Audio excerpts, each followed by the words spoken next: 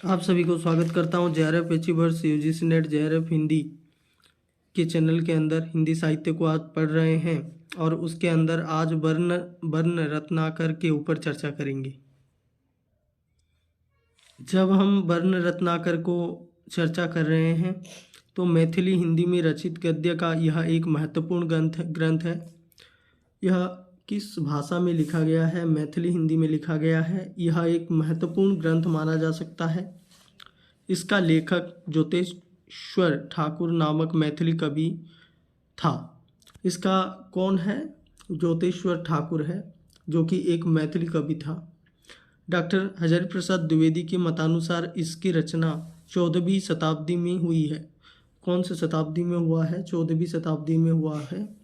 और यह एक शब्दकोश नुमा ग्रंथ है। इसमें ज़्यादातर शब्दों को जो है उसका अर्थ सहित प्रकाशित किया गया है।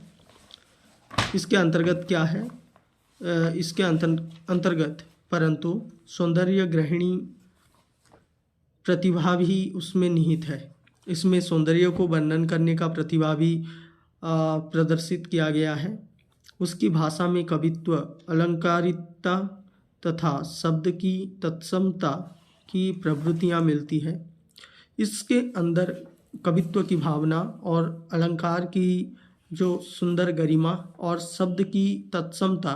तत्सम शब्द किसे कहा जाता है? तत्सम शब्द वही होता है, संस्कृत निष्ठ जो शब्द होते हैं उसको संस्कृत शब्द कहा जाता है।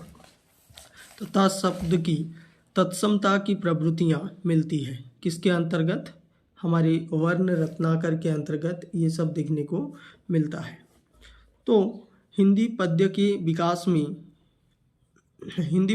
विकास में राउलवेल के पश्चात वर्ण रत्नाकर का योगदान भी कम नहीं कहा जा सकता। इसके अंतर्गत कहा गया कि यहाँ पे जो राउलवेल हमने पढ़ा उसके बाद उसके पश्चात वर्ण रत्नाकर का योगदान भी उतना ही महत्वपूर्ण माना जा सकता है। हिंदी गद्य के विकास में राउलवेल के पश्चात वर्ण रत्नाकर का योगदान भी कम नहीं कहा जा सकता। मतलब बहुत ही महत्वपूर्ण ग्रंथ माना जा सकता है वर्ण रत्नाकर को। वर्ण रत्नाकर एक बहुत ही सुप्रसिद्ध मैथिली हिंदी में रचित गद्य है। आपको इस तरह का वीडियो अगर हिंदी साहित्य के रिलेटेड पाना है तो आप इस चैनल को लाइक, शेयर एंड सब्सक्राइब करना ना भूलें।